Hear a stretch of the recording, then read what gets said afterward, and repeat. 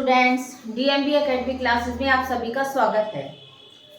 आज मैं आपके सामने हिंदी विषय लेकर आई हूँ। हिंदी विषय में संज्ञा, ये मेरा आज का टॉपिक रहेगा। देखिए, संज्ञा ये ग्रामर का विषय है। हिंदी में सभी कक्षाओं के लिए है। सभी कक्षाओं के बच्चे, जो भी स्टूडेंट्स हैं, वो सभी आराम से इसे पढ़ सकते हैं। किसी भी स्टैंडर्ड का हो सकता है या कंपटीशन वाले स्टूडेंट्स हैं, वो सभी इसे पढ़ सकते हैं। उन सभी के लिए यह लाभदायक है। संज्ञा, संज्ञा क्या है? अब ये सवाल जब हमारे मन में आता है तो सबसे पहले हम जानना चाहेंगे कि संज्ञा की परिभाषा क्या है। तो इसमें किसी व्यक्ति, वस्तु अथवा स्थान के नाम को संज्ञा कहते हैं। किसी व्यक्ति, वस्तु अथवा स्थान के नाम को संज्ञा कहते हैं। अर्थात कोई प्राणी हुआ, कोई वस्तु हो गई, कोई स्थान हो गया, जिसमें किसी का नाम लिया जाता है, उसे संज्ञा कहते हैं। जैसे राम, हाथी, पेड़, दिल्ली आदि। लेकिन इसके अलावा भी संज्ञा है। संज्ञा किसे कहते हैं? संज्ञा का यदि हम नॉर्मल भाग लें तो देखिए, जब भी कोई व्यक्ति किसी कार्य को करता है, बिना नाम लिए कोई कार्य नहीं करता। जैसे सीता, तुम कहाँ जा रही हो? राम, तुम क्या कर रहे हो? ये सभी चीजें, मान लीजिए व्यक्ति किसी का संबोधन ना करे, बिना संबोधन के किसी कार्य को वो किसी भी व्यक्ति से कैसे कराएगा? जब किसी चीज का पर्टिकुलर संबोधन लिया जाता है, पर्टिकुलर नाम बोला जाता है, तो वो जो नाम है वही संज्ञा कहलाई जाती है। उसमें ऐसा नहीं है कि खाली हमारे ही नाम है। भाई, मेरा भी नाम हो सकता है, आपका भी नाम हो सकता है, किसी शहर का नाम हो सकता है, जैसे दिल्ली है, आगरा है, मथुरा है, कहीं का भी नाम हो सकता है। पेड़ हो सकता है, रामायण हो सकते हैं। मतलब एक पर्टिकुलर संबोधन बोध जिसके द्वारा हो रहा है, संज्ञा उसी को कहते हैं। संज्ञा अपने आप में बहुत महत्वपूर्ण शब्द है ढंग से देखा जाए तो, क्योंकि बिना संज्ञा के इस सृष्टि में एक दूसरे से कोई भी कम्युनिकेशन करना, कोई भी वार्तालाप करना संभव नहीं है। उसके लिए चाहे हम संज्ञा का प्रयोग करें या सर्वनाम का, एक ना एक का प्रयोग करना ही पड़ता है। तो आज हम संज्ञा का बता रहे हैं, इसलिए मैं संज्ञा के विषय में ही बता रही हूँ कि जब किसी व्यक्ति के द्वारा किसी नाम का संबोधन किया जाता है, किसी वस्तु के बारे में बताया जाता है, वही संज्ञा कहलाई जाती है। इसीलिए कि किसी व्यक्ति, वस्तु अथवा स्थान के नाम को संज्ञा कहते हैं। जैसे राम हो गया, श्याम हो गया, सीता हो गई, गीता हो गई, हाथी हो गया, घोड़ा हो गया, जिसके द्वारा जो भी नाम लिया जाए, पेड़ हो गया, पौधे हो गए, ये जो भी नाम है, चाहे वो रामायण हो, दिल्ली हो, आगरा हो, जो भी हम नाम लेंगे वही संज्ञा की श्रेणी के अंतर्गत आता है। संज्ञा इसीलिए अपने आप में बहुत महत्वपूर्ण है और संज्ञा का ज्ञान होना आवश्यक है। देखिए, जो संज्ञा शब्द है, अब मैं इस संज्ञा शब्द को आपके आगे परिभाषित बताना चाहूंगी। यह संज्ञा शब्द बना कैसे है और इस संज्ञा शब्द का मूल रूप क्या है। देखिए, जो ये संज्ञा शब्द है, इसमें दो शब्द हैं। सम उपसर्ग है, जिसका अर्थ है भली भांति। सम उपसर्ग है, जिसका अर्थ है भली भांति, और ज्ञा धातु है। ज्ञा धातु है, जिसका अर्थ है जानना। तो संज्ञा आपका दो शब्दों से मिलकर बना, सम प्लस ज्ञा। संज्ञा आपका दो शब्दों से मिलकर बना, सम प्लस ज्ञा, जिससे सम का अर्थ है भली भांति और ज्ञा का अर्थ है जानना। तो पूरा अर्थ बना भली भांति जानना। संज्ञा शब्द अपने आप में बहुत महत्वपूर्ण है और इसी के विषय में हम आगे आपको, अब ये जो आपका बताया, ये संज्ञा की परिभाषा है। लेकिन संज्ञा के भेद भी होते हैं। खाली ऐसा नहीं है कि संज्ञा अपने आप में छोटा रूप है, नहीं, संज्ञा का बहुत विशाल रूप है। ये जो विशाल रूप है, उसी को कुछ भेदों में बताया जाता है। तो संज्ञा के कई भेद होते हैं। अब संज्ञा के भेद समझते हैं हम। देखिए, संज्ञा क्या है ये आपके समझ में आ गया कि किसी व्यक्ति, वस्तु अथवा स्थान के नाम को संज्ञा कहते हैं। अब जो संज्ञा के भेद हैं, देखिए मुख्य भेद जो होते हैं, मुख्य भेद ये आपके तीन होते हैं, व्यक्तिवाचक, जातिवाचक और भाववाचक। संज्ञा के जो मुख्य भेद लिए जाते हैं वो तीन होते हैं, व्यक्तिवाचक, जातिवाचक और भाववाचक।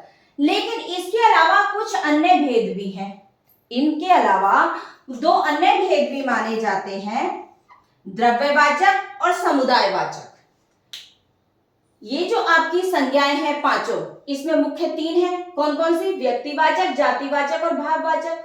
व्यक्तिवाचक, इसके अंदर किसी भी व्यक्ति, वस्तु अथवा स्थान का नाम आएगा। जैसे आपका स्थानवाचक में आपके काशी है, दिल्ली है, मथुरा है, आगरा है, कुछ भी नाम हो सकता है, किसी भी शहर का नाम हो सकता है, पर्टिकुलर वो स्थान का नाम होना चाहिए।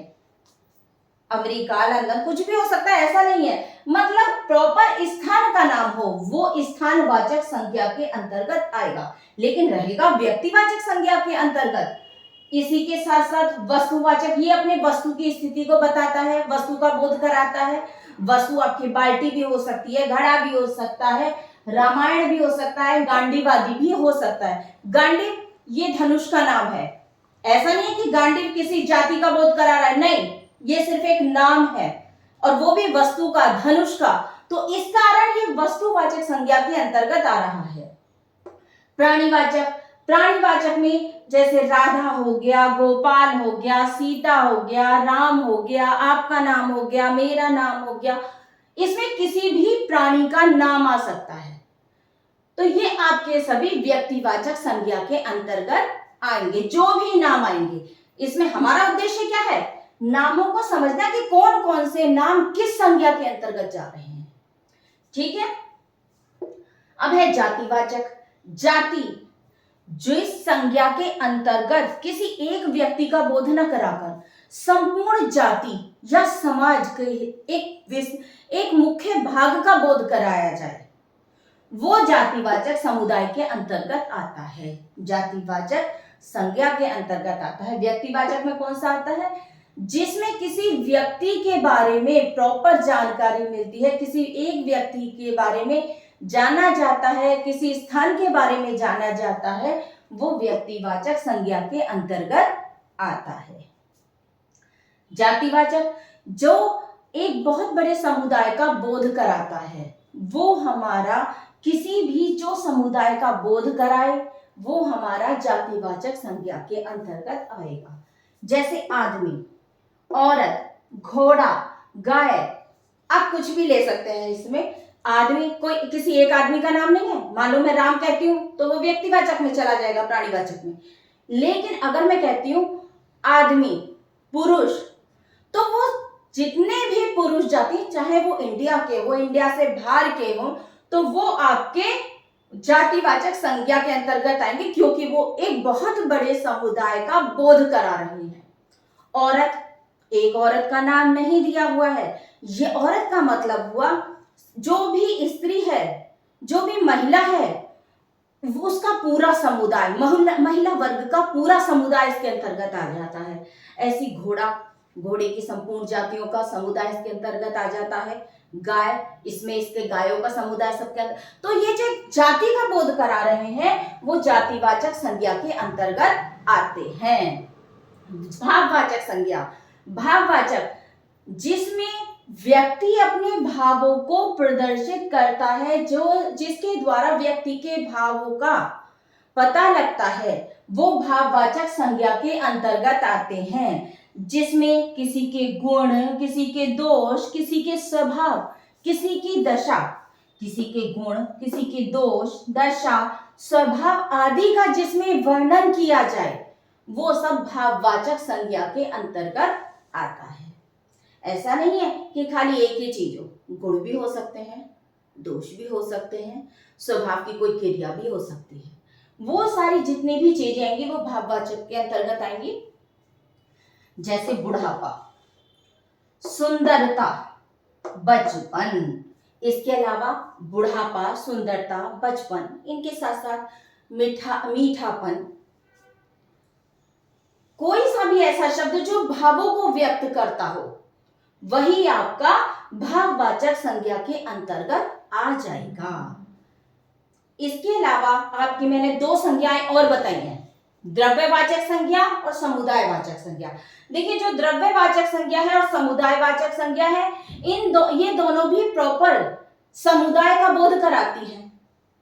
एक इकट्ठे एरिया का, एक इकट्ठी बात का, एक समुदाय का बोध कराती हैं। इस कारण से इन दोनों का भी अंतर्भाव जातिवाचक संज्ञा के अंतर्गत हो जाता है। ये दोनों जो आपकी है, चाहे वो द्रव्यवाचक हो या समुदायवाचक हो, दोनों का ही अंतर्भाव यानी दोनों की ही काउंटिंग जातिवाचक संज्ञा के अंतर्गत हो जाती है। इसके अलावा अब भाववाचक संज्ञा जो होती है, देखिए आपके तीन मुख्य हैं, जातिवाचक, व्यक्तिवाचक, जातिवाचक और भाववाचक। लेकिन इसमें जो भाववाचक होती है, भाववाचक संज्ञा कई प्रकार के शब्दों के द्वारा बनती है। संज्ञा के द्वारा, सर्वनाम के द्वारा, विशेषण के द्वारा।